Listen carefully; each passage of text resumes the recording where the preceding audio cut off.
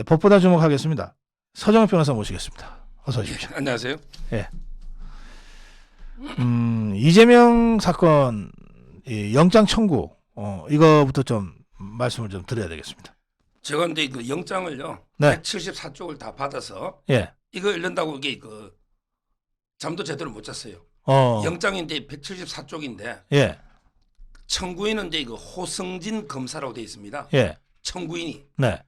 호 승리할 때 성진 이분이 그 옛날에 민주당사 그때 왜 압수수색할 때 김용 그때 막 막았을 때 의원들하고 이제 막 싸우는 거 봤죠.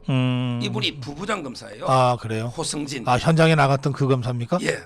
이분 이름으로 이제 그 이재명 영장을 청구한 거죠. 아하. 예. 반부패 3부의 이제 그 부부장 검사입니다. 부부장 검사 75년생이고요. 서울 출신이에요. 근데 특이한 게 한양대 사업가 나 역사 사업가. 근데 그 연수원 때 성적이 제일 뛰어나서 초임지가 중앙지검 검사입니다. 아, 그래요? 그리고 이제 그 박근혜 대통령 최순실 그때 수사팀에 있었고 아주 이제 그 유명한 이런 데 검사인데 네. 호성진 이름으로 이제 그 청구가 돼 있고 네. 그다음에 그 이재명이 주민등록번호하고 직업은 보니까 현재 당 대표 그다음에 그 전 성남시장 이렇게 돼 있고요. 그다음에 변호인은 법무부의 가로수의 김필성 옛날에 간첩 변호했던 그리고 이제 그 광주에 출마하는 광산의 박균택 옛날 고검장 있잖아요. 아, 예. 법무부의 광산의 박균택 두 명으로 이제 그 돼 있는 이런 데 174쪽의 영장 이걸 이렇게 제가 다 본 거죠. 보통 영장이 그렇게 그 많습니까? 뭐 이렇게 많지는 않죠. 이것도 이게 제가 읽은 것 중에 거의 뭐 좀 얇은 책으로 하면 이게 책한 건 아닙니까? 예. 워낙 이제 그 검찰이 구속을 필요로 하는 사유를 많이 적었기 때문에 네. 기존에 이제 그 알려진 것도 있고 또 음. 저희가 이제 전혀 보도가 안 된 이런 새로운 내용들도 상당히 많아서 네. 저도 이게 계속 이렇게 메모를 하면서 예. 영장을 본 겁니다. 그래요. 그 영장을 이제 직접 174쪽을 다 보셨다는 거 아닙니까? 예. 예. 주요 내용을 좀 발췌해서 소개해 드리겠습니다. 주시겠습니까? 결국은 이제 그 혐의가요. 네. 크게 보면 이제 그 대장동에서요. 이해충돌 방지법. 그다음에 위례에서는 그걸 옛날 법은 부패방지법이에요. 부패방지법이 이해충돌 방지법으로 바뀐 거예요. 네, 네. 2022년에. 네. 근데 이 부분은 이재명이 어제 20장짜리 반박을 냈잖아요. 근데 이재명도 이 부분 부패방지법하고 이해충돌 방지법은 설명을 못 해요. 좌파 패널도 방어를 못 해요. 아하. 왜냐하면 이게 무슨 법이냐면 네. 미리 짜고 치는 고스톱, 미리 사업자를 선정하고 거기에 정보를 다 줬다는 거죠. 이게 엄청난 범죄거든요. 대장동도요. 미리 그 성남의 뜰 있잖아요. 김만배나 남욱 이쪽을 이게 선정해놓고 네. 협의를 한 거예요. 위례도 마찬가지고요. 네. 그러면 이게 위례가 211억이고요. 대장동은 이제 그 7천억의 부당한 이익을 줬다. 이게 영장입니다. 네. 근데 이거는 좌파 패널들도 반박을 못해. 왜냐하면 이게 너무나 명백하거든.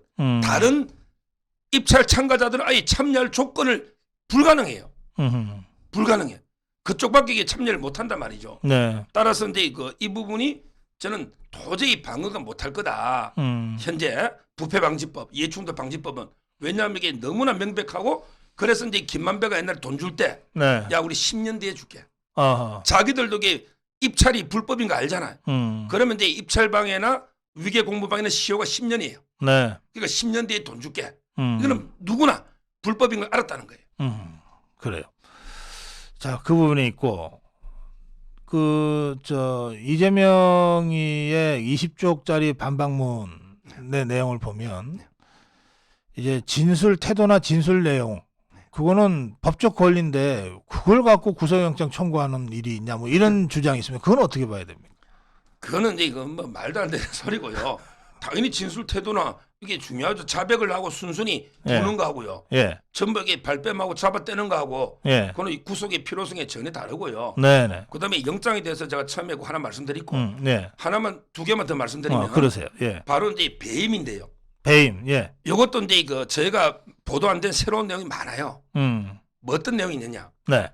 예를 들어 이제 그 처음에는 이게 부동산이 오를지 모를지 뭐 모른다 치더라도 부동산이 오르는 게 이제 확실하게 2017년 문재인 정권부터 올랐잖아요. 그랬죠. 부동산 값이 폭등하는 단계에서도 그때도 이게 오히려 특혜를 주려고 용적률을 올려준 이런 게 내용이 많이 나옵니다. 아하, 예. 그런데 그 김만배 남욱 변호사도 그랬잖아. 이걸 이게 그 원래 계약 조건을 몇 번이나 변경할 수 있는 기회가 있었어요. 네네. 우리 법에 가장 중요한 게 사정 변경 원칙이라는 게 있습니다. 네. 예를 들어 이제 그 계약을 했더라도 갑자기 부동산이 폭등했다. 사정 변경되면 이게 다시 조정하자. 네. 이런 게 있어요. 몇 번 기회가 있는데 이재명이 안 한 거죠. 왜냐하면 이게 자기가 428을 가고 바꿔야 되니까. 이런 내용들이 쭉 나오고요. 네. 그다음에 그 제가 근데 그 성남 FC 있잖아요. 이 부분에서 새로운 게 많이 나오더라고요. 성남 FC. 예. 예. 이 부분에서 예. 133억 거두고요. 네. 그다음에 그 성과급을 15억 정도를 준 건데. 네. 근데 그 중에 8억을 받아간 사람이 이석훈. 그다음에 그 박재일, 자이, 박재일. 근데 언론에서는 이모 씨. 그다음에 박모 씨를 하잖아. 예. 이자들이 이게 8억 이상 받아갔는데. 이석훈이가. 네. 근데 보십시오. 이게 그 삼중 뇌물입니다. 네이버를 보자고요. 네. 네이버는 이제 그 예를 들어 이제 그 네이버가 재윤경 희망살림을 통해서 이제 우회 지원하잖아요. 그랬죠. 예. 그러면 이제 그 재윤경이가 희망살림 1억을 떼먹어요. 네. 1억을. 그리고 이게 49억을 가져가면 39억. 예, 39억. 그게 그 제3자 뇌물인데. 네. 근데 이거는 유치한 공로가 없잖아요. 네. 왜냐하면 이게 어차피 이재명이가 특혜를 주고 네이버에 예. 연결 도로라든지 네. 이런 데 특혜를 주고 갔는데 이걸 이게 이석훈이가 또 1억 7,200인가 성과급으로 가져가요. 네. 성과급을. 그러면 이게 이석훈이는 자기가 아무것도 안 했어. 자기 한 게 뭐 있어요? 이재명이가 이게 다 특혜 주고 돈 뜯었잖아. 네. 그러면 이게 성과급으로 또 빼가. 이걸 다시 또 이제 이재명한테 정치 후원금이나 선거 자금으로 또 이게 주는 거죠. 그러니까 이제 그 재윤경도 1억 받고, 그다음에 FC도 받고, 그다음에 또 이석훈이도 성과급 받고, 네. 또 이게 이석훈이가 이재명 선거 도와주고, 이게 도대체 일거사득 아닙니까? 그러네. 전부 이런 구조로 뇌물이 다 이루어진 게 적나라하게 나오고, 네. 특히 네이버가 그 당시에 대학원을 만들었어요. 이거는 저는 처음 알려진 거예요. 대학원을 만들려 하니까 부지를 사야 되잖아. 네. 그래서 이제 그 윤영찬이가 로비하고 누구한테? 김태년이한테. 김태년이한테. 네, 성남시 국회의원. 예. 그래서 이제 그 윤영찬, 김태년 이름이 적나라하게 나옵니다. 그랬더니 두 명이 지금 반바로 난린데 네. 이런 게 새로운 게 많이 나옵니다. 그래요. 그 네이버 말씀하시니까 그 40억을 주기로 해놓고 그것도 처음에 성남시에서는 50억을 요구했다 그러대요. 예. 그걸 이제 네이버가 깎아서 40억을 주기로 해놓고 그리고 난 다음에 이걸 한꺼번에 준 게 아니라 뭐 민원들을 뭐 여러 민원들 예컨대 뭐 분당 수서관 그 진입로를 네이버 쪽으로 뭐 한다든지 이런 식의 또는 용적률을 상향한다든지 하는 식의 민원을 넣고 그게 해결될 때마다 10억씩 나눠서 줬다 이런 보도도 있어요. 그러면 이건 네이버가 아주 그 뇌물을 주면서도 아주 악질적으로 갑질하면서 뇌물 줬다는 뜻 아닙니까? 그럼 네이버를 좀 전면적으로 수사해야 되겠다. 이게 이재명이 수사는 이미 했으니까 그런 생각까지 들더라고요. 지금 이게 네이버 대표 소환 임박했다. 예. 이래 놓습니다. 그 이미. 대표 그 뭐 바지 대표는 백날 소환해봤자 뭐 소용없는 거 아닙니까? 이혜진이를 소환해야죠. 총수. 그럼요. 예. 그럼요. 원래 이제 바지 대표는 판사 출신이었어요. 어, 자기도 네. 이게 돈 주면 안 된다고 네. 내부에 보고서가 다 나오지 않습니까? 네, 네. 내부에. 그래요. 예. 그러니까 이제 저는 그 사람 지금- 판사 출신이라 이게 법을 아는 사람이니까 이거 하면 큰일 난다. 그럼- 그렇게 해서 반대했던 건 아닙니까? 지금- 그거를 이혜진이가 붙였다는 거죠. 그러니까 예. 결국은 이제 네이버는 뭐 이재명이 하고 네. 예진 당연히 이제 그 책임을 지는 심각한 거예요. 네네. 제가 보기에 이거는 뭐 아주 이게 편법적 범죄 수익 은닉까지 들어가 있습니다. 어. 네이버는 그래요? 왜냐하면 이게 내분을 숨기기 위해서 희망 살림 우회했잖아. 그러네. 여기 그러네. 범죄 수익 은닉 규제법에 예. 이것도 이제 기소가 돼 있고요. 예. 그리고 아까 말한 것처럼 또 1억 7,200만 성과급 이것도 이게 말이 안 되고요. 네네. 그다음에 또 제가 공장 보니까 차병원 있잖아요. 차병원. 예. 이것도 이게 심각합니다. 아. 지금 우리 그 새로운 범죄 중에 왜 정자동의 판교 힐튼 호텔 여기 이제 고발돼 있잖아요. 네. 판교, 네. 정자동의 힐튼 호텔. 네. 여기 5단계 상해인 거 아닙니까? 네. 이걸 힐튼 호텔을 주도한 자가 누구냐? 음. 그게 이제 그 황성택이거든요. 네. 황성택. 음. 이자가 이제 그 판교의 그 정자동의 힐튼 호텔. 이자가요. 네. 차병원 차병원에 가가지고 돈을 이렇게 내라. 이래가지고 이게 그 33억을 뜯어내는 게 노입니다. 황성택이가. 어허. 그러면서 이게 자기는 성과급을 뭐 15억 가져갔다는 말도 있는데 자기가 인정한 게 4억 플러스 내 알파를 가져갔다. 이렇게 인정했습니다. 네. 이 황성택이가 판교 힐튼 호텔을 주도한 잔데 네. 근데 차병원 FC 후원금도 자기가 모집을 주도한 거예요. 정지상하고 친하니까. 그러면서 이 성과급을 엄청나게 받아간 겁니다. 네. 새로운 게 이런 게 그 공장에 엄청나게 나오고요. 네. 그다음에 그 푸른 위례 이거는 뭐 빼도 박도 못하죠. 나무기가 5억을 준 거예요. 푸른 위례. 아하. 여기서 이게 5억을 준 거죠. 이거는 이재명 뭐라고 설명할 거냐 말이야. FC 후원. 따라서 이제 그 133억 4개 기업이거든요. 근데 지금 쭉 설명하시는 거 들으면 예. 이재명이가 기억이나 할까요? 누가 언제 얼마 줬다는 거? 이재명이가 그 어리숙하게 뭐 치매 행세하지 그 머리는 사람 기억 잘한다니까요. 제가 여기 이재명하고 통화 3번 했다니까. 치매 호소인? 그러니까 뭐 그 정도로 봐야죠. 지금 이제 그 공수장에 보면 적나라하게 이거 아마 이게 빼도 박도 못 하고요. 결국 이제 공수장이 한동훈 장관한테 갔잖아요. 네. 그러면 저는 이제 그 한동훈 장관이 국회 와 가지고 설명할 거 아닙니까? 이 싸움이 그러면 이게 이재명이는 자기 호소할 거 아닙니까? 결국은 이제 그 한동훈의 혀, 입, 그다음에 이재명 싸움 이게 이번 수사의 하이라이트다. 한동훈 장관이 설명한 옛날 노웅래처럼. 그러면 이게 그 쭉 범죄 혐의나 구속 필요성을 설명하죠. 그다음에 이재명이가 이제 또 호소하겠지. 이 장면이 이제 저는 하이라이트로 봅니다. 그래요. 예, 뭐 이제 그 상황은 체포동의안이 부결되건 가결되건 거쳐야 될 과정이죠. 예. 예, 법무부로서는 왜 이재명이라는 국회의원을 체포해야 되는지 구속해야 되는지를 설명을 해야 되니까 국회 가서. 예, 그래서 한동훈이 설명을 할 거고 지난번 노웅래처럼. 그러면 지난번에는 이제 노웅래가 이제 본인 문제니까 노웅래가 나와서 뭐 읍소하고 막 이러잖아요. 그 이재명이는 이번에도 누구 다른 사람 시킬 건가? 본인이 하겠죠 이번에는. 이번에는. 근데 이걸 잘 알아야 되는 게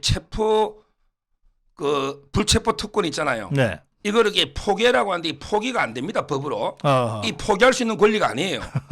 우리 헌법의 불체포 특권은요 의원의 권리면서 동시에 국회의 권리입니다. 국회. 따라서 이재명이가 나 포기하고 회기 중인데 심사받으러 가겠다. 이거 불가능합니다. 어허. 국회 표결이 있어야 돼요. 이게 중요합니다. 잘못 해설하는 분이 많은데 불체포 특권은 이제 의원의 권리면서 국회의 권리입니다. 그러면 이게 어떻게 하는 게 그럼 사실상의 포기냐? 이건 두 가지 방법이 있는 거예요. 네. 하나는 이제 이재명이가 호소를 하는 거죠. 나 당당하게 법원 앞에 판사 앞에 가서 심사 받을 테니까 동의표를 던져주세요. 이게 이제 사실상 포기하는 거지. 동의해달라. 아니면 이제 또 하나 있죠. 권성동 모델. 이거는 뭐냐면 이게 그 회계를 열지 마십시오. 나 이게 판사 앞에 가 심사 받을 테니 회계 열지 마십시오. 이런 게 이제 사실상의 포기라는 뜻이고 네네. 법률상은 이게 포기할 수 있는 권리가 아니다. 이걸 분명히 알아야 됩니다. 따라서 이제 국회 동의안이 없으면 가고 싶어도 못 가는 거죠. 알겠습니다. 자, 그건 그거고 이걸로 끝나는 게 아니죠. 그럼요. 예, 다른 사건들은 계속 지금 수사가 진행되고 있죠. 그렇습니다. 네. 제가 근데 그 대장동을 무덤으로 비유하면요. 네. 우리 그 삼성역 옆에 그 선릉 있잖아요. 선릉역 있어요. 선릉. 이런데 대장동 이런 수사는 선릉은요. 파밭짝에 뭐 별로 노는 게 없어요. 왜냐하면 이게 이미 도굴이 다 돼버린 거예요. 도굴이 돼서. 임진왜란 때 그 선릉이 그 성종의 무덤입니다. 그 옆에 선정릉, 정릉은 이제 그 성종의 아들 연산군 말고 그다음에 중종이잖아요. 중종 반정.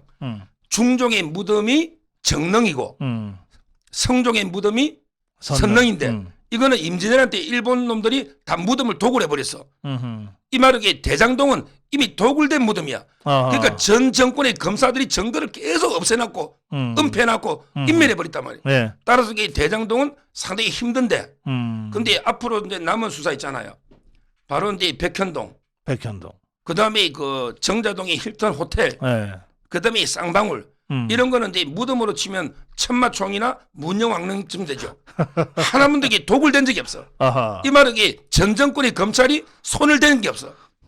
이 무덤 파면요, 네. 보물이 막 근관부터 보물이 막 쏟아져 나오잖아. 저는 앞으로 이게 백현동, 그다음에 그 정자동의 힐튼 호텔, 그다음에 쌍방울 이쪽 부분이 빼도 박도 못하는 증거가 쏟아져 나온다를 봅니다. 네, 그래요.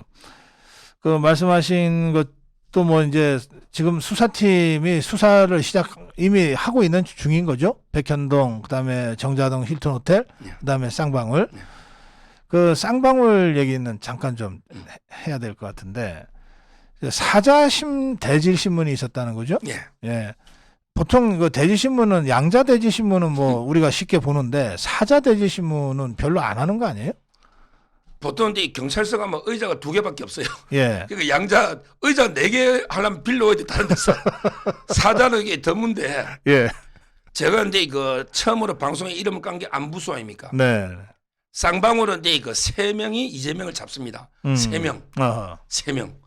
첫째는 이제 그 수행비서 박상민. 이자는 이제 그 수행비서라가 핸드폰을 6개 들고 있었죠. 네. 이자가 이제 전주의 월드컵파입니다. 김성태는 전주 나이트파고, 이거는 이제 월드컵파 출신이에요. 근데 그 캄보디아 도망가다 잡혀왔죠. 박모 씨라는 박상민. 그래요. 이자가 이제 그 핸드폰 6개가 있는데 그 중에 2개가 김성태가 쓰던 거예요. 근데 이 2개 번호 풀었습니다. 아마 알려준 것 같아. 알려줬겠죠. 네, 검사 푸는 게 아니고. 너무 빨리 푼 것 같더라고. 그러니까 이게 2개. 박상민이가 하나 잡고. 예. 그다음에 두 번째 이재명 잡는 게 김태헌. 김태헌이라고 옛날에 매제 있잖아. 이혼했잖아. 금고지기. 예. 네. 금고지기. 이자는 이제 변호사도 따로 샀어요. 김성태 변호인이 18명. 그다음에 임원들도 12명을 사줬거든요. 그런데 김태헌이는 내 돈으로 내가 변호사 사서 김성태하고는 다른 길을 가겠다. 김성태는 북한의 송금만 불고 변호사비 대납이나 횡령 배임은 안 불잖아. 그런데 김태헌이가 중요한 게 3년치 모든 장부를 검찰에 주버린. 글쎄 말이야. 야, 3년치 모든 장부를. 그 김태현이가 내 회계장부 어디다 숨겨놨다. 예.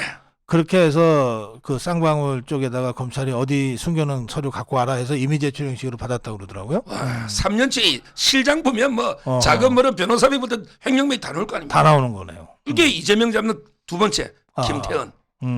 세 번째가 바로 그게 크겠네. 그 회계장부. 크죠. 예. 결정타죠. 그다음에 그 세 번째가 중요합니다. 안부수. 안부수가요. 예. 제가 이제 처음부터 이게 왜 안부수가 중요하냐? 대질할 때 김성태하고 박용철이는 한 사람이잖아. 그다음에 이화영이 한 사람이잖아. 근데 안부수는 중립적인 위치에 있는 사람이야. 그러네. 왜 이재명 일을 했거든요. 그렇잖아. 네. 안부수가 뭐라고 하느냐가 중요합니다. 근데 안부수가 2가지 결정적인 정언했죠. 아니 이화영 지사님 그 500만 불 300만 불 이게 경기도에 스마트팜 대신 준 거 아닙니까? 방북 대가로 준 거 아닙니까? 어떻게 그걸 거짓말합니까? 이렇게 안부수가 김성태 편을 드는 거죠. 딴 건 몰라도 어떻게 그걸 거짓말하냐? 그러니까. 그리고 중요한 게 안부수 그때 통화를 했잖아. 네. 이재명이가 통화를 했잖아요. 김성태하고 심양에서. 그때 이재명이가 고맙다 통화를 했는데 이화영이가 통화한 적이 없다고 했거든. 그런데 안부수가 내가 옆에서 봤지 않습니까? 통화하는 걸 내가 보고 들었는데 예. 이게 말이 됩니까? 그러니까 3대1일 때는 게임 끝난 거야. 이화영이 혼자 부인해도 뭐 됩니까? 그래서 이화영이가 열받아가 조서에 도장도 안 찍고 가서 지도장 안 찍어도 관계없어요. 나머지 3명이 도장 찍으면 그게 증거 능력 결정적이죠. 대질신문에서는 그래요? 그럼요. 안 찍은 놈이 안 찍은 것이 완전히 그 뭐 변론하러 갔다가 그 현근택이가 하는 일이 다 그렇지. 현근택 있잖아. 가가지고 완전히 혹 데려갔다가 혹을 2개 붙이고 온 거죠. 저는 끝났다 봐요. 안부수 정은이. 그래서 이제 그 쌍방울은 박상민, 그다음에 박상민은 핸드폰 번호를 알려주고, 그다음에 김태현은 3년치 장부를 주고, 그다음에 안부수는 이재명과 통화 내역과, 그다음에 경기도권 대납한 걸 정언한 거죠. 이러면 이게 끝난 거 아니냐? 이래 보는 거예요. 근데 그 김성태가 예. 그 이화영이랑 꽤 오랫동안 만나서 뭐 형아우처럼 뭐 다니고 뭐 그랬다면서요. 맨날 술 먹고 밥 먹고 같이 하고. 근데 이게 대지신문 딱 들어가면서 이화영이가 전혀 모르는 사람 대하듯이 경칭을 딱딱 쓰고 회장님 그것 때문에 확 막 열받았다 그러더라고요. 그러니까 이 지금 김성태도 그 어디 뭐 나이트파 조폭이요? 아니 뭐 지것들 딴에는 의리하면서 살았을 거 아니에요.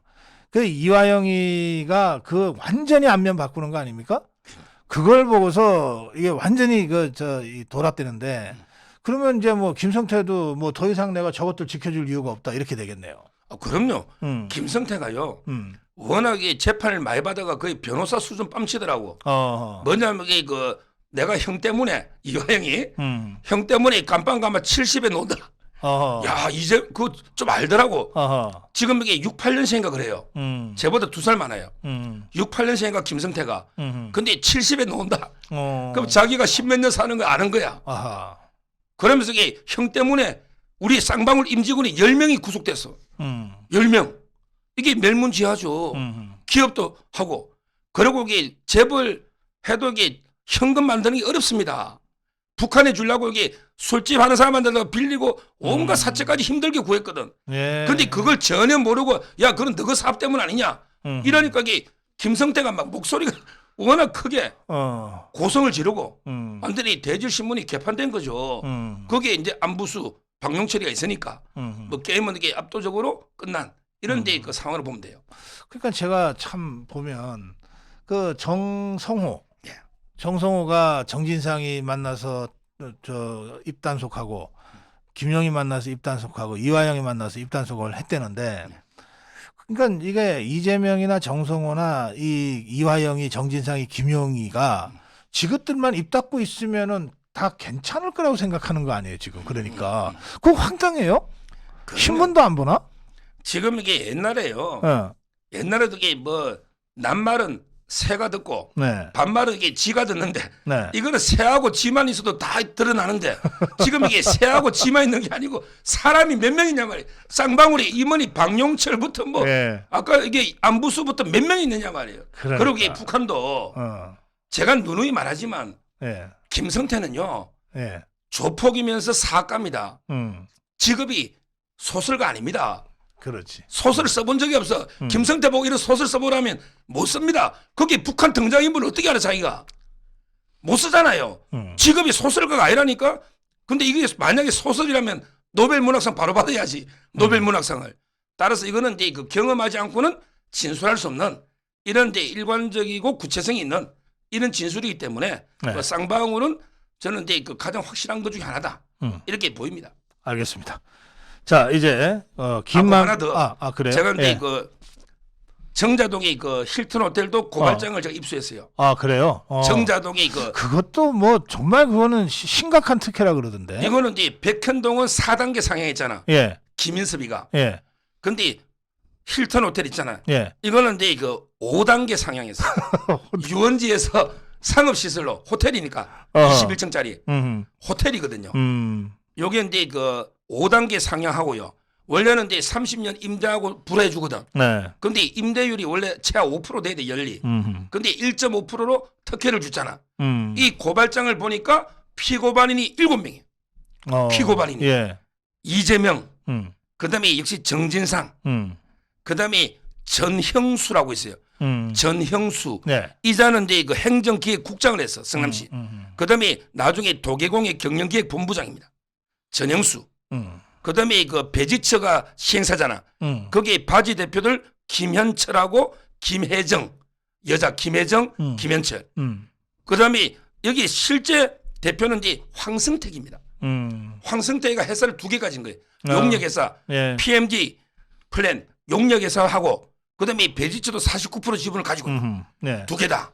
이게 황승택입니다. 네. 정진상의 사람이. 음. 그다음에 가장 중요한 안태준.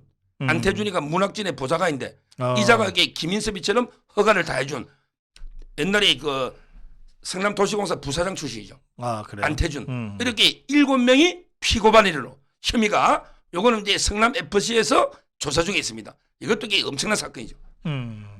그래요. 제가 그 사건을 보면서 제가 논평도 했습니다만 아니 어떻게 그 영역회사가 호텔 짓는 게 좋겠다고 해놓고 난 다음에 그거를 지가 짓고 있어. 어떻게 이런 꼼수를 이게 통한다고 생각했으니까 지었겠죠? 그러니까요. 안 걸릴 거라고 생각하고. 제가 이제 그 성남 우리 그 시장님 있잖아요. 예. 시장님하고도 이제 월요일날 제가 신상진 둘이 시장. 저녁을 하면서 어. 제가 몇 시간 전에 이게 백현동도 몇 번 가보고요. 네. 다 여기 그 네이버 차병원 이런 거 있잖아요. 네. 전부 이게 제가 현장 방문도 많이 했습니다. 발로 뛰면서 취재를 해야 되니까 네, 네. 많이 했는데 결국 저는 이게 이재명이가 시장 때 토착비리거든. 요게 이원석 총장이 잘 정리했습니다. 이재명 수사가 정치 보복 아닙니다. 야당 탄압 아닙니다. 정적 제거 아니에요. 이거는 이제 그 지역 토착 비리 있잖아요. 네. 개발업자하고 부패한 지방 권력 결탁한 정경유착 이거 아닙니까? 제가 이제 이재명이를 쭉 보면서 이 비리 모든 걸 종합해서 한마디로 보니까 한마디로 정리하면 이 이재명 이자가요 지방관 아닙니까? 성남시장 옛날로 치면 사또입니다. 사또. 사또잖아요. 네. 기초단체장. 근데 이거 제가 항상 느낀 게 야 이놈이 이게 그 소설로 치면 변학도 변사또보다 나쁘고 그다음에 실제 인물로 치면 조병갑이보다 나쁜 놈이다. 조병갑이 있잖아 고부군수. 네. 그 때문에 동학난이 일났잖아요. 예. 동학혁명. 네. 혁명이죠. 조병갑이. 이자는 이게 조병갑이는 뭐 아버지 뭐 공덕비 세운다고 수탈하고 그다음에 그 물 있잖아. 볼을 막아서 물새 거두고 이랬잖아. 그래서 이게 동학혁명 일난 거 아닙니까? 전봉준. 근데 이 조병갑이보다 100배 나쁜 게 이재명입니다. 이자는 이게 하나도 정상적으로 사업한 게 없어. 완전히 인허가권을 사유화해가지고 전부 이게 자기 돈이나 정치적 이거 팔아먹은 거예요. 인허가권을 사유한 겁니다. 예. 하나도 이게 적법하게 이루어진 개발 절차를 제가 본 적이 없어요. 예. 자, 스테파니아님의 슈퍼챗 고맙습니다. 그 얘기는 잠깐이라도 좀 말씀해 주세요. 정성호가 장소 변경 접견이라는 특별 면회를 통해서 이 회유하고 입막음을 했다고 지금 보도가 됐는데 이 정성호의 행위는 어떻게 보십니까? 이거는 이제 그 증거인멸 교사나 또 이제 검찰에 뭐 확인했다고 거짓말했는데 그러면 이게 자기가 공무상 비밀 누설이 되는 거죠. 오히려 지금 이게 시점이 묘합니다. 네. 남욱 변호사가 이제 그 천화동 1호 폭로할 때 네. 김용이 거라고 그때 김용을 찾아가. 네. 그다음에 김성태가 돌아올 때 정진상을 또 찾아가. 이런 식으로 이게 이화영도 마찬가지고. 네. 전부 이게 결정적인 장면마다 찾아가서 야 흔들리지 마라. 검찰에 보니까 직접 증거 없더라. 우리 이재명 대통령 되니까 3년만 참아라. 그리고 너 이게 알리바이를 한번 만들어봐. 이렇게 했잖아요. 이거는 명백하게 저는 증거인멸을 회유하는 교사는 이런 게 정성호회가 부적절하고요. 네. 오히려 이게 검찰은요, 이 김도우 위원장이 달라인 거거든요. 원래는 이게 다 변호인 접견만 비밀이 보장되고 나머지는 이게 녹음하거나 아니면 이게 다 기록을 합니다. 그렇죠. 이걸 이게 법사위원장이 달라인 거 아닙니까? 예. 이거는 비공개 비밀 정보가 아니에요. 따라서 김도우 위원장의 행위는 정당하고, 네. 그다음에 오히려 정성호가 저는 불법이 농후하다 이렇게 봅니다. 알겠습니다. 재구속됐죠 어제? 김만배요. 예. 야 이게 이제 그 50억 클럽 수사의 시작입니다. 아 그래요. 50억 클럽. 김만배는 이제 그 지금 이재명이가 방탄해가지고 판사 앞에 가는 게 좀 겁날 거예요. 왜 이제 판사 앞에 가 당당하게 가 심사를 못 받느냐? 이번에 윤석열 대통령이 되고 나서 중앙지검의 영장 담당 판사가 다 바뀌었습니다. 윤석열 대통령 되고 다 바뀌었어요. 3명이 하거든요. 네. 어제 그 김만배를 구속한 분이 제일 고참이에요. 김정민. 이분은 이제 여자 판사인데 네. 이분이 연수원 29기입니다. 한동호가 27기잖아.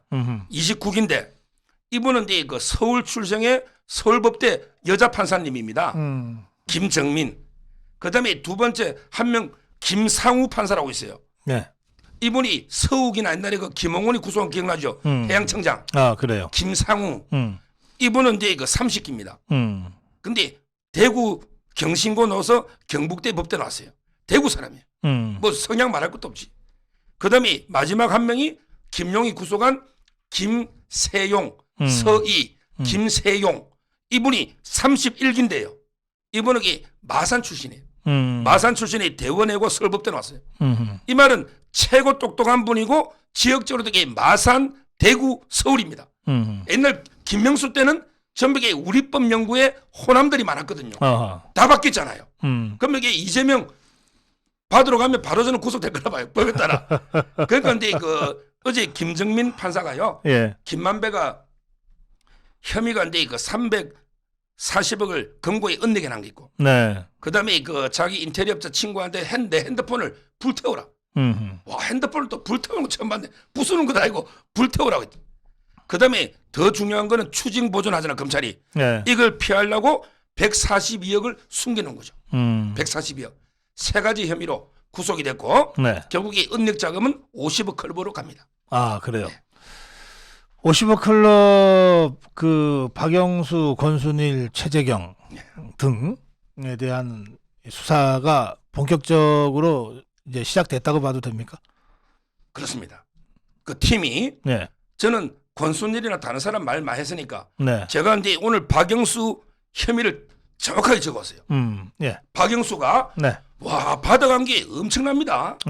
받아간 거 한번 보십시오. 자, 이건 제가 금액 모르는 것도 있어요. 네. 박영수가 이제 그에게 고문료를 받았다는데 이거 모르겠어요. 얼마인지. 권순일이가 1,500이거든. 네. 박영수도 그쯤 되겠지. 고문료.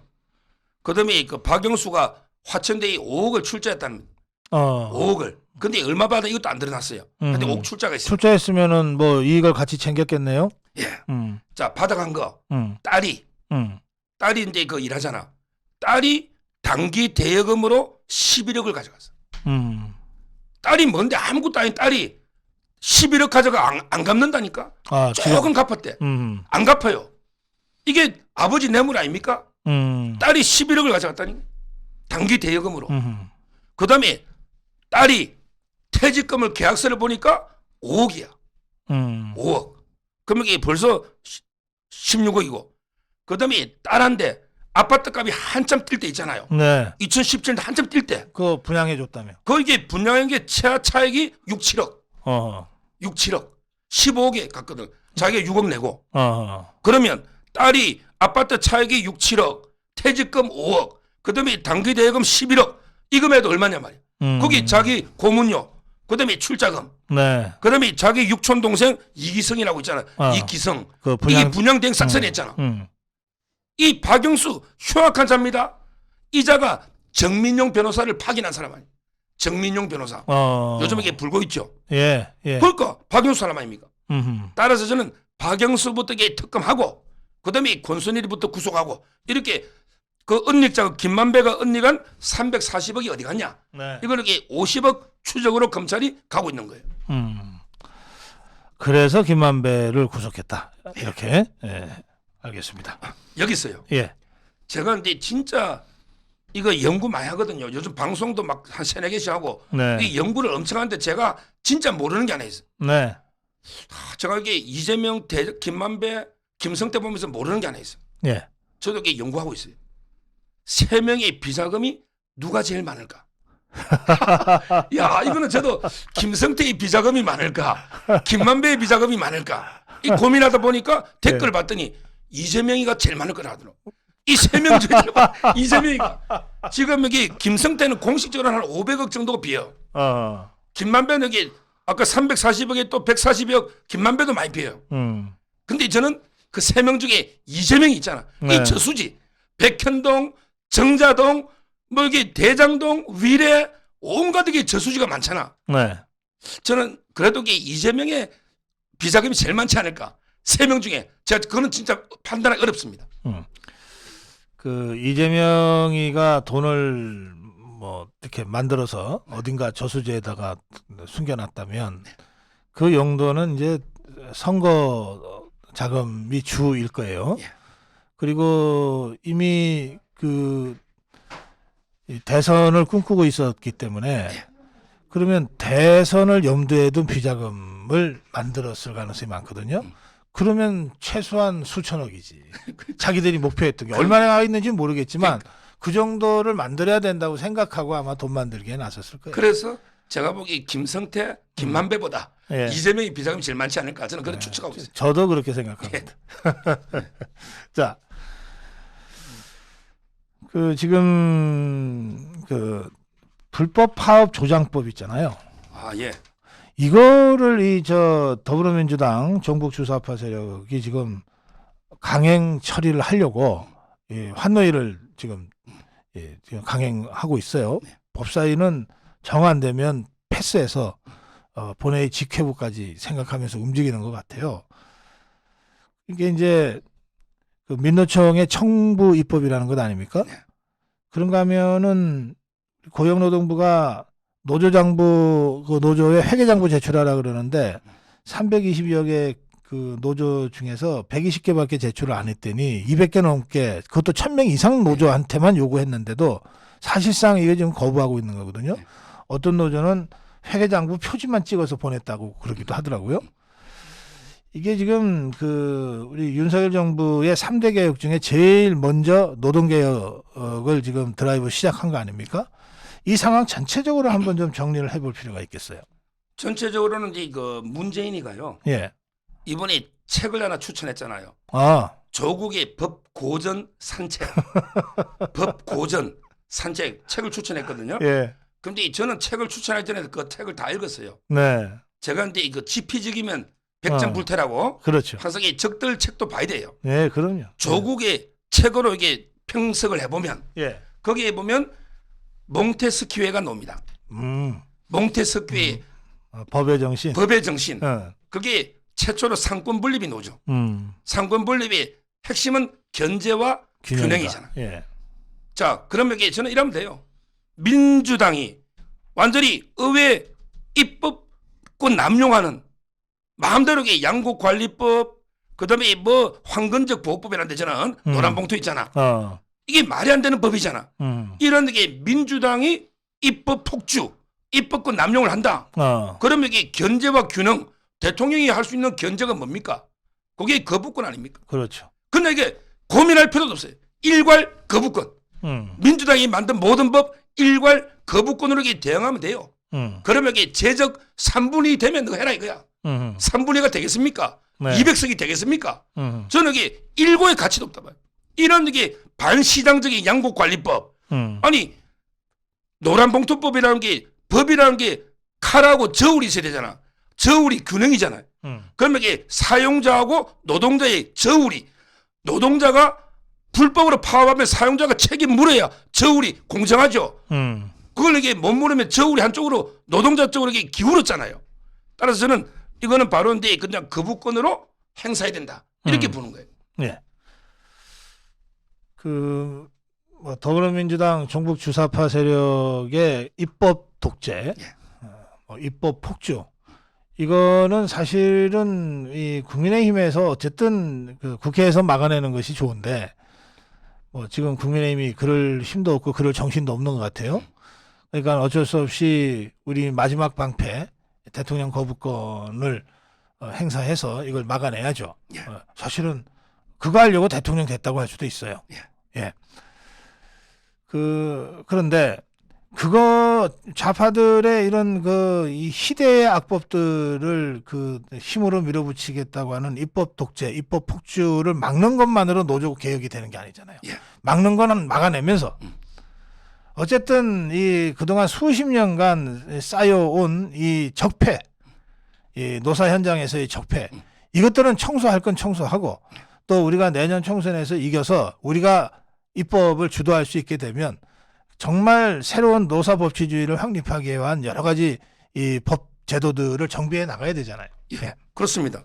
그 두 번째 이제 그 장부 문제 있잖아요. 예. 제가 옛날에 방송할 때 네. 항상 이 민주당 위에 민노총이 있고 그다음에 민노총을 장악한 게 그 위에 이석기 통진당이 있고 그 위에 북한의 노동당이 있다. 제가 위계 서열을 정했잖아요. 네. 그러면서 민노총이 죽어야 나라가 산다 했죠. 이 민노총은요, 이번에 장부 있잖아요. 이게 법에 있어요. 법에 장부를 만들어서 이게 비치하고 열람할 수 있는 규정이 있습니다. 네. 그런데 이 민노총은 제가 뭘 했습니까? 항상 이 무법, 불법, 탈법, 떼법, 합법 빼고 다 한다 그랬잖아. 합법 빼고. 합법은 안 해. 그 빼고 여기 무법, 불법, 탈법, 떼법 다 하는 게 민노총입니다. 예. 이 민노총 때려잡으려면 예. 그게 법대로 하면 돼요. 바로 이제 윤석열 대통령이 강조한 법과 원칙 정의, 네. 상식 이대로 이게 원칙대로 법을 적용하면 된다. 이렇게 보이고 네. 그다음에 내부적으로도 이게 개혁을 하면 지금 MZ 세대 있잖아. 이분들에게 100원도 너 헛돈 쓰지 마. 장부 보자. 이런 사람이 많아요. 이런 게 내부의 합리적인 세력은 우리가 밀어주고 네. 그다음에 대외적으로 법을 엄격히 적용해서 처벌하고 불법을 이런 식으로 이게 양쪽에서 개혁하면 저는 가능하다 봅니다. 그런데 이제 제가 아까도 그런 논평을 했는데 사실 그거를 고용노동부가 제일 앞장서서 네. 노동 현장을 제일 잘 아는 부서고 노사 법치주의 확립을 앞장서서 실행해야 될 부서니까 고용노동부가 먼저 하고 그런데 뭐 여러 가지로 저항에 부딪히거나 이렇게 될 경우에 뭐 법무부가 나선다든지 하는 식으로 해서 정말 법대로가 가야 되는데 이게 고용노동부가 영 시원찮다 그런 얘기들이 많아요.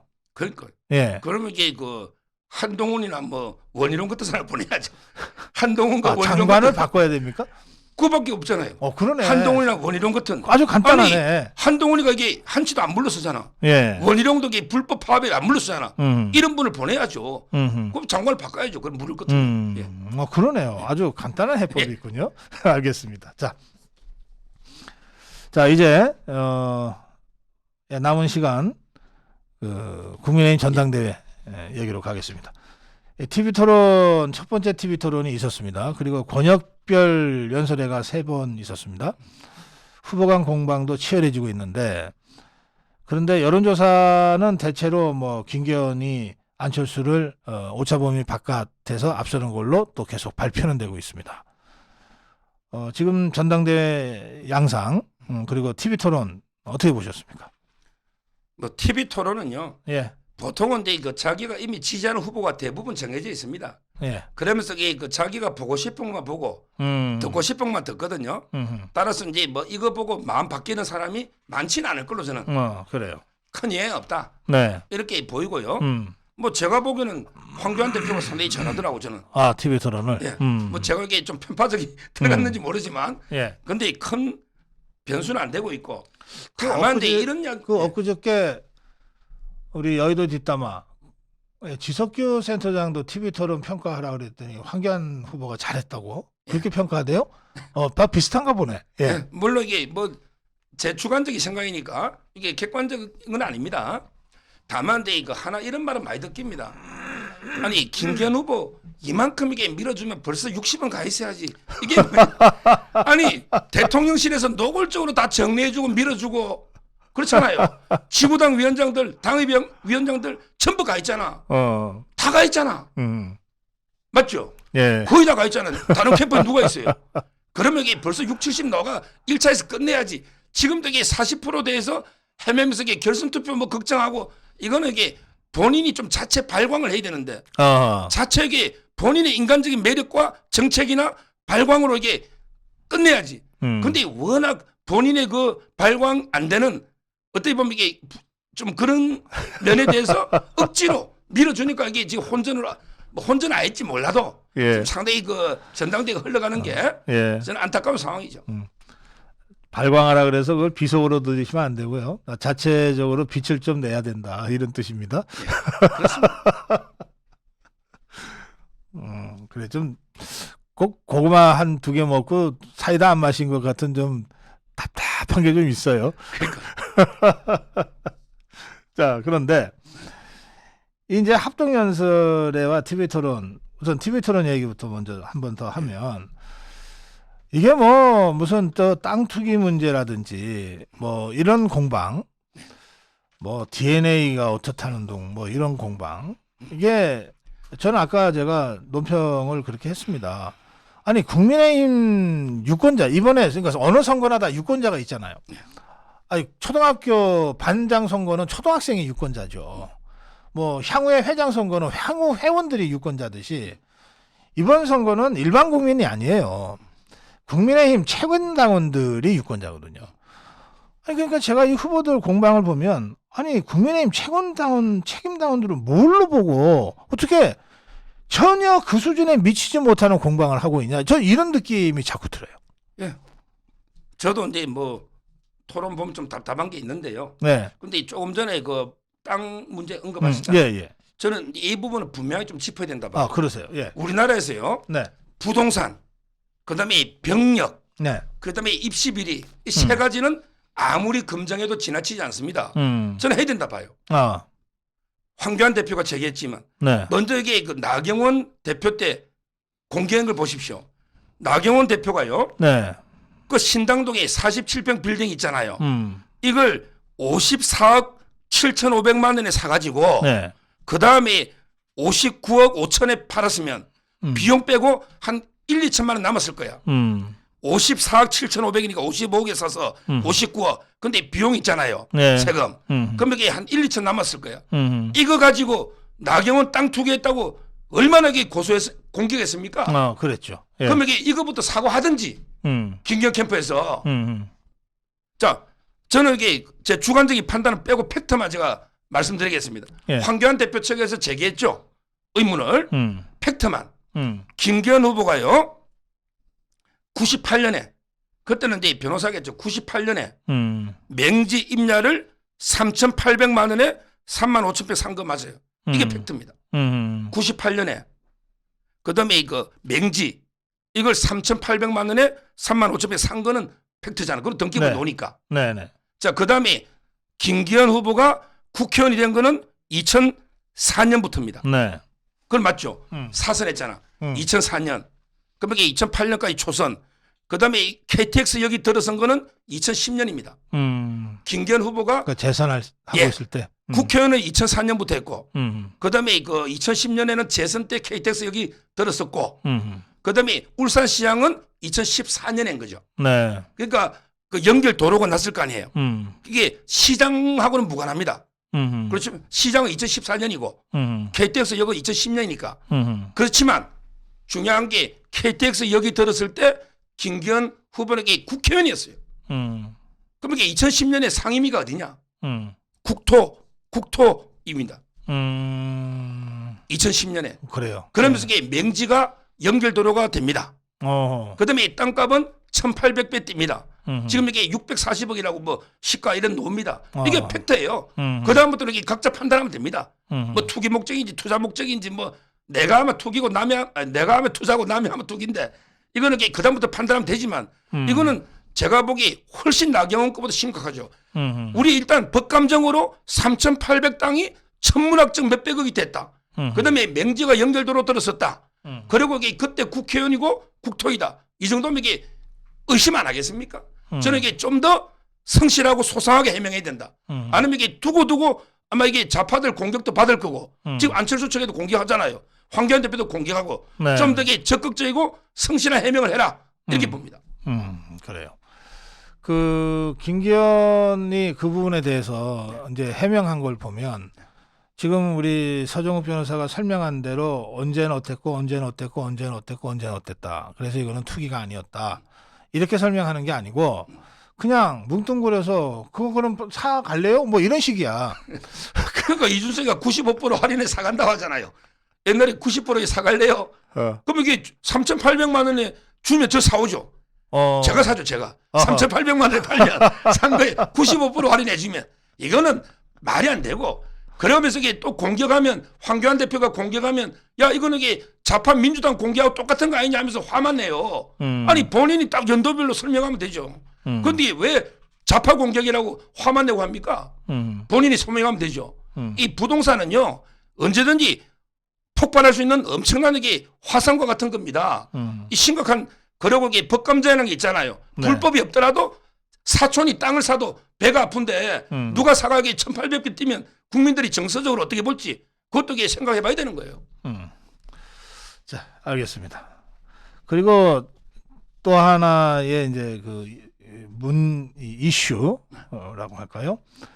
이게 첫 번째 합동연설회가 제주도에서 시작됐는데, 그래서 이제 제주도의 당대표 최고위원 후보들이 다 내려가서 제주도 얘기를 이제 하게 된 건데, 그 과정에서 태영호 최고위원 후보가 한 발언을 뭐 좌파들이 그냥 들고 일어나고, 현지에 4.3 무슨 관계자들이 들고 일어나고, 급기야는 선관위가 앞으로 4.3 얘기하지 말라고 경고도 줬대는데, 아니 태영호 후보의 발언이 뭐 그렇게 뭐 절대 발설해서는 안 될 무슨 그런 발언이었습니까? 어떻게 보십니까?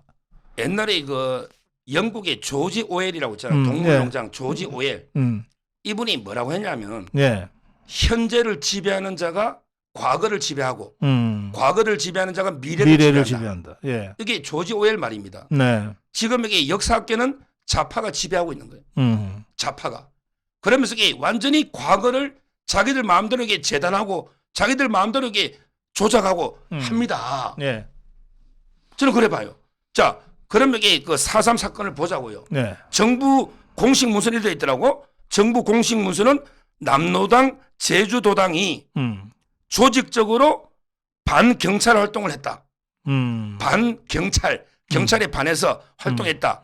이래 돼 있거든요. 네. 그런데 이 남노당이라는 게 박헌영이가 주도한 거죠. 그렇습니다. 박헌영이는 이게 북한의 부주석까지 했죠. 그 시점 1948년 4월 3일 시점에서는 박헌영이는 북한으로 도망가서 김일성이 밑에서 2인자하고 있었어요. 그렇습니다. 예. 그럼 이게 박헌영이가 주도했다는 말은 김일성이가 모를까요? 그러니까. 예. 그러면 태영호 공사는 네. 그냥 김일성이가 주도해가 4.3에 무고한 사람을 희생했기 때문에 내가 무릎 꿇고 사과하겠다는 거예요. 아주 정당한 행위예요. 예. 아니 김일성이 박헌영이가 4.3을 주도해가지고 억울한 제주도민이 죽었으니까 내가 이게 사과하겠다는 거예요. 그럼 이게 박수를 치줘야지. 사과해주면 이게 왜 문제됩니까? 아니 4.3을 주도한 게 김달삼 그다음에 고진이 다 이게 북한의 예국 열사령에 묻혀 있고요. 네. 북한의 최고인민회의 국회의원까지 했잖아요. 이 주도자 아닙니까? 네. 처음에 4.3은 처음에 이승만 정부의 그 남한 단독 정부 있잖아요. 네. 저는 유엔 총회 결의에 따라 불가피했다 봅니다. 이걸 반대하려고 폭동을 일으킨 거 아닙니까? 남노당이? 네. 이 맞잖아. 그 후에 진압 과정에 서로 불행한 일이 있고 서로 민간인도 억울한 사람도 있겠죠. 네. 그러게 처음 시초를 봐야 되잖아요. 이것도 말 못하면 무조건 이게 4.3은 공산주의 아무 관계도 없고 그냥 뭐 민주운동입니까? 그렇잖아요. 이거는 이승만 정권을 부정하는 거예요. 네. 이게 반대한민국입니다. 저는 국민의힘이 왜 태영호 입에 재간을 물립니까? 저 태영호 지지하진 않아요. 이제 한번 국회 안에서만 그만해야 된다고 생각합니다. 예. 그렇지만 이 발언 자체가 나쁜 건 아니에요. 그래서 이제 지금 전당대회 중에 선관위가 특정 후보한테 경고를 한 겁니다. 사실상의 경고를 한 건데요. 근데 이제 이번 태영호 사태를 생각하면서 저는 좀 사실은 반성적으로 돌아봤어요.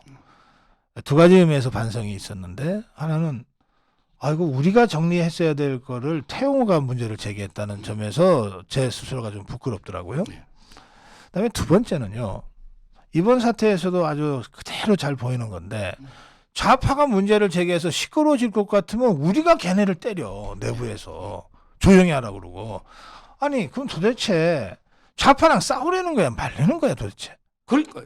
지금 이게 뭐 광주 민주운동도 말만 하면 이게 뭐 처벌한다고 네. 부적절했다고 뭐 하고 네. 그다음에 여순 그 네. 사건도 뭐 반란이 어쩌고저쩌고 발치산하면 전부 이게 부적절하다고 다 하고 예. 그다음에 4.3도 그러고 이 현대 역사를 갖다가 전부 이게 좌파 중심으로 보는 거 아닙니까? 네. 그러면 이게 우리 정부는 태어나서는 안 될 정부입니까? 이승만 정부는 이 말이 안 되는 역사관에 맞서 싸워야죠. 제가 백인의 인물로 우리 역사책을 썼잖아요. 예. 거기에 이승만 대통령 부분만 복잡하게 상세히 써놨거든요. 좀 이게 저는 우리 국민들이 역사전쟁에서 밀리면 안 된다. 네. 스스로에게 위축되면 안 된다. 예. 우리의 대한민국 역사는 자랑스러운 역사입니다. 긍지를 가지고 싸워야지. 왜 계속 주춤하고 밀립니까? 그러니까 이게 이제 그 2020년 총선 때도 그랬고 그 전에도 보면 말이에요. 우리 쪽의 국회의원들이 뭐 얘기하다가 좌파들의 그 심경에 거슬리면 좌파들이 막 공격하잖아요. 그러면 이게 좌파 언론들이 이걸 막 증폭시키잖아. 그러면 당 지도부가 어이구 큰일 났다 싶어갖고 내부에 징계를 한다니까? 아니 무슨 그러니까 좌파들이 얼마나 편하게 지금 정치를 하고 있어요. 야, 저 마음에 안 드니까 저 공격해라. 그러면 저 한 2, 3일 있으면 저 국민의힘 지도부가 알아서 입 다물게 할 거야. 지금 이런 상황 아닙니까, 이게? 그렇습니다. 예? 이래 갖고서 어떻게 우리가 국민의힘을 믿고 좌파와 이념 전쟁의 선봉에 나서는 그런 정당이다라고 평가하고 인정하겠어요. 그래서 제가 근데 다른 전쟁은 몰라도 네. 세계의 전쟁은 제가 치열하게 싸워 좌파를 제압하는 게 바로 이제 그 좌파가 지배하고 있는 역사 전쟁. 네. 그다음에 정교조가 지배하는 교육 전쟁. 그다음에 민노총이 지배하는 노동 전쟁. 이 세 개가 제일 중요한 전장입니다. 여기서 치열하게 목숨 걸고 싸우는 투사가 필요하고 네. 국민의힘이 안 하면 뭐 박사님하고 저라도 열심히 해야죠. 둘이라도 싸워야죠. 그럽시다. 예. 오늘 마지막 한번. 서정우 파이팅. 예, 마무리 말씀 아까 듣겠습니다. 근데 그 박사님이 그 문재인이 그 감자 심는 예. 거 이야기했잖아요. 제가 근데 그림 중에요. 예. 옛날에 프랑스에 밀레라고 있잖아요. 밀레. 네, 밀레 있습니다. 예. 그분이 감자 심는 사람들 만종도 있지만 네. 그 그림이 제가 참 좋아합니다. 예. 그 그림을 이렇게 볼 때마다 볼매요. 어허. 근데 문재인이 사진을 계속 보고 있으니까 속이 울렁거리고 토하듯한 이게 문재인의 그 감자 심는 사람들인데 예. 제가 근데 요즘 그 제 별명이 사자성어 아닙니까? 한자성어, 사자성어. 예. 제가 근데 문자만 들어가면 신조를 만들었거든요. 어. 옛날에 제가 방송에서 박사님하고 한 걸 많이 만들었잖아요. 예. 근데 제가 이번 주말에 하나 새로 만들었어요. 그래요. 옛날에 만든 게 뭐 전대미문 문. 하면 이게 옛날에 문재인 같은 자가 없었다. 두문불출하면 두 번 다시 문재인 같은 자 넣으면 안 된다. 그다음에 동문 서답하면 문재인이 동쪽이라면 서쪽이 답이다. 동문 서답. 그다음에 문전 옥답. 문재인의 전 앞날은 감옥이 답이다. 이게 그렇지. 문전 옥답. 이 제가 다 만들어 퍼뜨렸거든요. 맞아요. 근데 주말에 하나 제가 문재인이 풍산깨 보고 너무 열받아 하나 만들었어요. 그래요. 문재인이 풍산깨 광주에서 1억 5천 예산 들이려 하다가 반대가 철회했잖아. 그래요. 걔 그 놀이터하고 1억 5천. 이 풍산깨를 보면서 문재인에 대해서 또 이게 한자성어가 없나 찾아보니 이런 게 있더라고. 백문이 불여일견. 백문. 100명의 문재인이 한 마리 개보다 못하다. 야, 이게 백문이 불여일견. 너 문재인 100명이 풍산개 한 마리보다 못해. 개를 갖다가 완전히 토사구병 이용해 먹고 버려가지고 사료값 아끼려고 개 치료비 아끼려고. 이 국민 예산이 얼마입니까? 문재인 하는 행태를 보면 예. 그 10억짜리가 책방 낸 거 보세요. 책 추천한다고. 이게 말이 됩니까? 잊혀진 삶을 산다면서. 따라서 이제 오늘 신조어는 백문이 불여일견. 100명의 문재인이 개 한 마리보다 못하다. 예. 이걸 여기 마치겠습니다. 예, 말씀 잘 들었습니다. 고맙습니다. 감사합니다.